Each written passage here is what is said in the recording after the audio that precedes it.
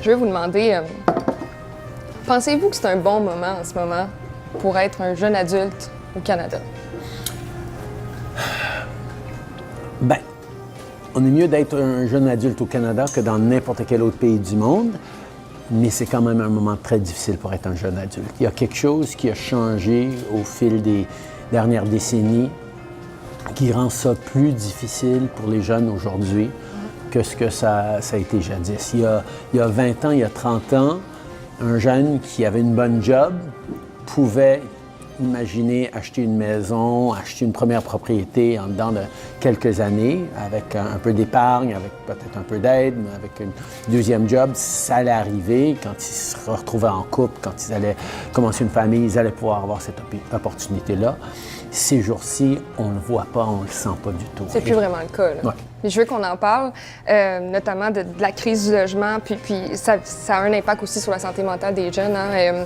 Mais tout d'abord, je voulais juste être transparente avec tout le monde qui nous écoute. Tu sais, c'est beaucoup de travail, essayer d'avoir une discussion avec le premier ministre. Je suis contente que vous soyez là.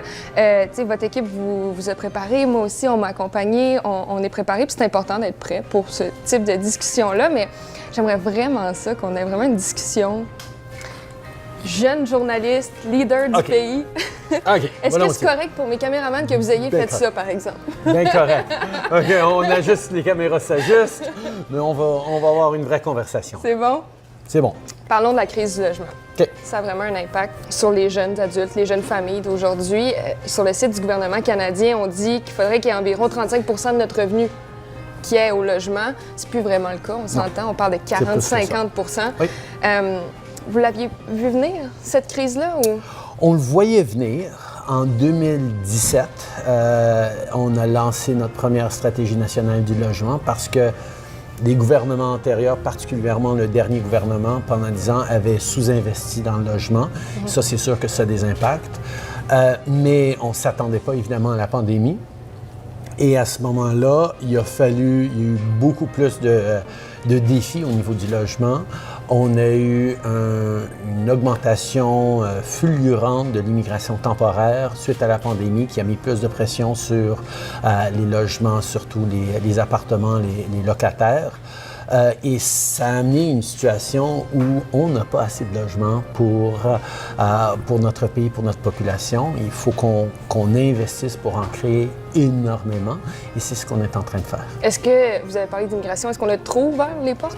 Non, c'est pas par rapport à ça. Donc, même si on a juste 500 000 par année de résidents permanents, on parle d'un 2 millions de plus. C'est beaucoup plus, là. Auquel on ne s'y attendait pas. C'est des résidents temporaires, mais ils ont quand même besoin de logements et ça a mis de la pression sur le système. Fait que là, les logements sont chers. Ce que ça fait, c'est qu'une jeune comme moi, 26 ans, j'ai un bac, bon job en sortant de l'école, tant mieux. Oui. Mais vous pensez que c'est à quel âge que je vais pouvoir l'acheter, ma première maison? Bien, pour l'instant, tu le sens pas du tout. Tu le vois même pas. Dans 2, 3 ans, 5 ans, 10 ans, là, ça change rien. Tu te vois pas propriétaire. Comment je vais me voir, là, de Bien, tout d'abord, de voir beaucoup plus de meubles à appartements, beaucoup plus de condos. Ça, au niveau de l'offre, on va bâtir presque 4 millions de résidences de plus au cours des prochaines années. Mais est-ce qu'elles vont coûter aussi cher?